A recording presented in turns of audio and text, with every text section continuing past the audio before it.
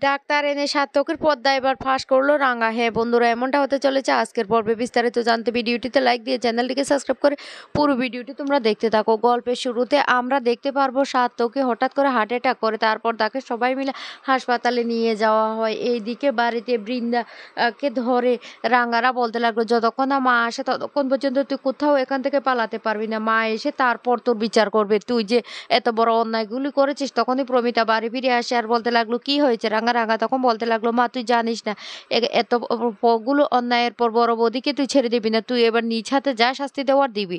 তখনই বৃন্দা বলতে লাগলো, মা আমি আপনার পা ধরে ক্ষমা চাচ্ছি, প্লিজ মা আপনি আমাকে ক্ষমা করে দিন, আমি অনেক অন্যায় করেছি, এবারের মতো না হয় আপনি আমাকে ক্ষমা করে দিন। এই বলে খুব কান্নাকাটি করতে থাকে। এক পর্যায়ে কান্নাকাটি করতে করতে বৃন্দা তখন হঠাৎ করে অজ্ঞান হয়ে যায়।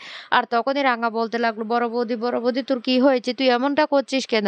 তখন ভয় পেয়ে যায় পাঞ্চারি, অদিতি সহ রাঙা শাশুড়ি। আর তখন তাড়াতাড়ি করে বলতে লাগলো, জল নিয়ে এসো, জল নিয়ে এসো। এরপর রাঙা জল নিয়ে এসে জ্ঞান ফিরিয়ে আনলে। তখন বৃন্দা বলতে লাগলো, আমি আমি এখানে কি করি? তখনই কথা শুনে পাঞ্চারি বলতে লাগলো, এই বড় বৌদি আর কতটা নাটক করবি? এটা আবার তোর কোন ধরনের নাটক? তখনই বলতে লাগলো, আমি নাটক করছি? এই কথা শুনে তখন অদিতি বলতে লাগলো, কেন বড় বৌদি, একের পর এক তো অনেক নাটক করেছো, এখন এখন আবার বলছো আমি নাটক করছি? তখন পাঞ্চারি বলতে লাগলো, হ্যাঁ নাটকে তো করছো। তখনই বলতে লাগলো, বিশ্বাস করো আমি যেটা ভেবেছি নিশ্চয় সেটাই হয়েছে। তখন প্রমিতা সেখানে চলে আসে আর এসে বলতে লাগলো, বৃন্দা কি ভেবেছো তুমি, কি হয়ে গেছে? তখনই বৃন্দা বলতে লাগলো, মা সার্থকী সবসময় আমাকে সন্তান নেওয়ার কথা বলতো, কিন্তু আমি কোনোদিন ভাবিনি আমার মনে হচ্ছে আমি প্রেগনেন্ট। এ কথা বলতে তখন রাঙা বলতে লাগলো, শুন বড় বৌদি, নিজেকে বাঁচানোর জন্য আর নিচে নামিস না, আর নিচে নামিস না। তখনই বৃন্দা বলতে লাগলো, সত্যি আমার একজন পরিচিত ডাক্তার আছে, তোমাদের যদি মনে হয় আমি নাটক করছি তাহলে ওই ডাক্তারটাকে নিয়ে এসো, উনি পরীক্ষা করে বলবেন সত্যি কি আমি নাটক করছি নাকি। তখন এই কথা শোনার সাথে সাথে প্রমিতা বলতে লাগলো, ঠিক আছে রাঙা, তুই ডাক্তারকে কল কর, একবার আসুক ডাক্তার পরীক্ষা করে তারপর সমস্ত সত্যিটা বলুক। এদিকে আহিরি সেই একলব্যের ভিডিওটাকে দেখতে থাকে আর হাসতে থাকে আর বলতে লাগলো, এবার দেখো একলব্য, এবার তোমাকে না আমি কিভাবে আমার করিনি, যেহেতু তুমি আমার হবে না তাই আমাকে তো তোমাকে জোর করে ছিনিয়ে আনতে হবে, আর তাই সেই জন্য আমাকে যতটা নিচে নামতে হয় আমি ততটাই নিচে নামবো। এই বলে ভিডিওটা দেখে হাসতে থাকে। তারপরে সে তার বন্ধুকে ফোন করে বলতে লাগলো, এই ভিডিওটা এবার ভাইরাল করে দে, তারপর পোস্ট করে এতটাই ভাইরাল কর যাতে এটা সবার কাছে পৌঁছে যায়। আর তখনই সেই ভিডিওটা গ্রামের সমস্ত লোকের কাছে পৌঁছে যায়। আর তখন লোকজন ছুটে আসে আহিরির বাড়িতে আর এসে বলতে লাগলো, এই এই মেয়ে দরজা খোল, দরজা খোল, কি ভেবেছিস দরজা বন্ধ করে ঘরের মধ্যে লুকিয়ে থাকবি? সেটা কিছুতে হতে দেব না আমরা, দরজা খোল। আহিরি তখন হাসতে থাকে আর বলতে লাগলো, এই তো এটাই তো আমি চেয়েছি, এবার এবার একলব্যকে নিয়ে এসে কিভাবে আমি ফাঁসিয়ে দিই দেখো। তখন আহিরি দরজা খুলে গ্রামের লোকজন বলতে লাগলো, এসব কি, এসব নোংরামো করে তুই এই গ্রামে থাকতে পারবি না, এখানে আমরা কিছুতে তোকে থাকতে দেব না, তোর মতো মেয়ে ছেলে যদি এখানে থাকে তাহলে আমাদের পরিবেশটা নষ্ট হয়ে যাবে। আহিরি তখন বলতে লাগলো, প্লিজ প্লিজ বিশ্বাস করো। এদিকে ভিডিওটা মোবাইলে দেখতে পেয়ে একলব্য ছুটে আসে আহিরির বাড়িতে আর সাথে সাথে লোকজন বলতে লাগলো, এই কি ভেবেছিস তোরা দুজন এভাবে নোংরামো করবি আর আমরা কিছু বলবো না, আজকে তোদেরকে এখান থেকে তাড়িয়ে ছাড়বো। তখনই একলব্য বলতে লাগলো, বিশ্বাস করুন এসব মিথ্যে, এসব কিচ্ছু হয়নি। তখন গ্রামের লোকজন বলতে লাগলো, কেন রে মিথ্যে কথা বলছিস কেন, আমরা কি ওই দিন রাত্রেবেলা সবকিছু দেখতে পাইনি? সবকিছু দেখতে পেয়েছি, কিভাবে দুজন ঢোলাঢুলি করে বাড়িতে এসেছিস।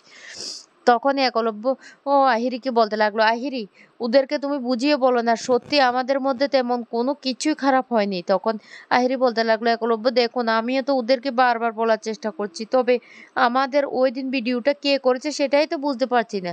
তখনই একলব্য বলতে লাগলো, ঠিক আমি আর তুমি তো একাই ছিলাম, তাহলে এই ভিডিওটা কে করতে পারে? এই কথাটা ভাবতে থাকে। এদিকে গ্রামের লোকজন বলতে লাগলো, হয় তোমাকে ওই মেয়েটাকে বিয়ে করে এখানে থাকতে হবে, না হয় এই পাড়া থেকে কিন্তু ওই মেয়েটা তোমাদের দুজনকে কিন্তু আমরা পুলিশে দেবো, তোমাদের এই নোংরামোর জন্য আমরা কিন্তু তোমাদেরকে পুলিশে দিতে বাধ্য হব। আহিরি তখন এমনভাবে নাটক করতে থাকে আর বলতে লাগলো, প্লিজ প্লিজ ওকে ছেড়ে দিন, ওর কোনো দোষ নেই, ও কিচ্ছু করেনি আমার সাথে। তখনই বলতে লাগলো, এই ভিডিওটা কি তাহলে মিথ্যে? এটা এটা কি মিথ্যে? এইদিকে দেখা যায় সাত্তকী হাসপাতালে এমন অভিনয় করতে থাকে আর ডাক্তার তখন বলতে লাগলো, "ওর নাকি হার্ট অ্যাটাক করেছে, ওরও কন্ডিশন খুবই খারাপ।" তখনই এই খবরটা পেয়ে পেয়ে রাঙ্গার খুব সন্দেহ হয়। রাঙ্গা তখন বলতে লাগলো, "না, আমাকে তো একবার হাসপাতালটা যেতে হয়। আমার মনে হচ্ছে বড় বৌদি আর মেজদাদাবাবু একসাথে দুজন চক্রান্ত করে এইভাবে আমাদেরকে বোকা বানানোর চেষ্টা করছে। এইভাবে তো হার্ট অ্যাটাক করে একজন মানুষ হঠাৎ করে এটা হতে পারে না।" এদিকে ডাক্তারের সাথে হাত মিলিয়ে সাত্তকী অনেকগুলি টাকা দিয়ে ডাক্তারকে বলেছে ও যেন মিথ্যে কথা বলে। ডাক্তার তখন সবাইকে বলতে লাগলো, "প্লিজ আপনারা দয়া করে এখান থেকে যান। এখানে ভিড় করবেন না। রোগীর অবস্থা এমনিতে দেখতে পাচ্ছেন। ইমিডিয়েটলি ওকে অপারেশন করতে হবে।"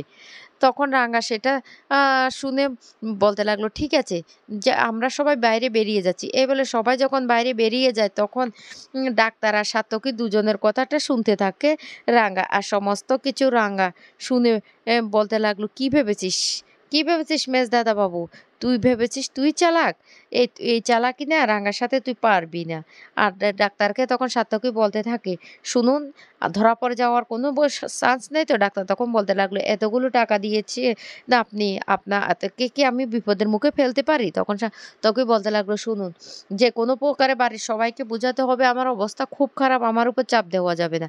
কারণ মা-বাবা আমাকে এমনিতে বাড়িতে থাকতে দেবে না। কোনো প্রকারে যদি আমি একবার বাড়িতে থেকে যেতে পারি তাহলে আমি ২য় প্ল্যানটা করতে পারবো।" আর সমস্ত কথাগুলি রাঙা তখন মোবাইলে রেকর্ড করে নেয় আর বলতে লাগলো, এবার দেখ আমি তোর অবস্থা কি করি মেজদাদা বাবু।" অন্যদিকে দেখা যায় একলব্য তখন বলতে লাগলো, একমাত্র আমাকে বাঁচাতে পারে রাঙা। আমাকে রাঙাকেই ফোন করতে হবে। রাঙাকে সবটা জানাতে হবে।" এই বলে একলব্য বারবার করে রাঙার কাছে ফোন করতে থাকে। কিন্তু ভাগ্যক্রমে রাঙার ফোনটা রিসিভ করে না। তখন একলব্য বলতে লাগলো, "কি ব্যাপার? রাঙা আমার ফোনটা রিসিভ করল না কেন?" এদিকে আহিরির সাথে একলব্যকে বিয়ে করার জন্য এলাকাবাসী বাধ্য করতে থাকে। তখনই একলব্য বলতে লাগলো, "আমি বিবাহিত। বিশ্বাস করুন আমি বিবাহিত। আমি বিয়ে করতে পারব না ওকে। এই আহিরি তুমি বলো না।"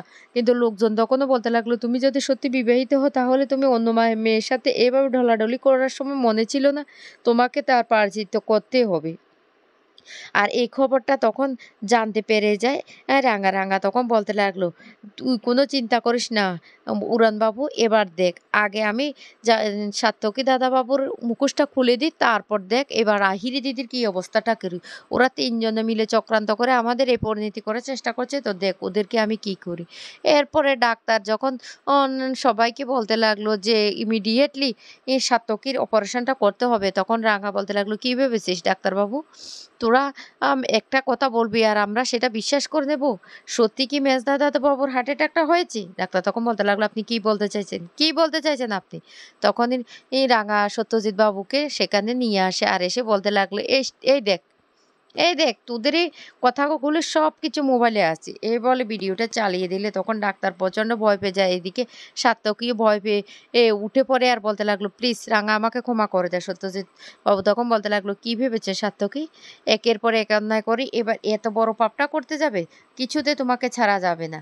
তখন ডাক্তারবাবু বলতে লাগলো, "প্লিজ, উ আমি না এই কাজটা করতে চাইনি। উনি আমাকে করতে বাধ্য করেছেন।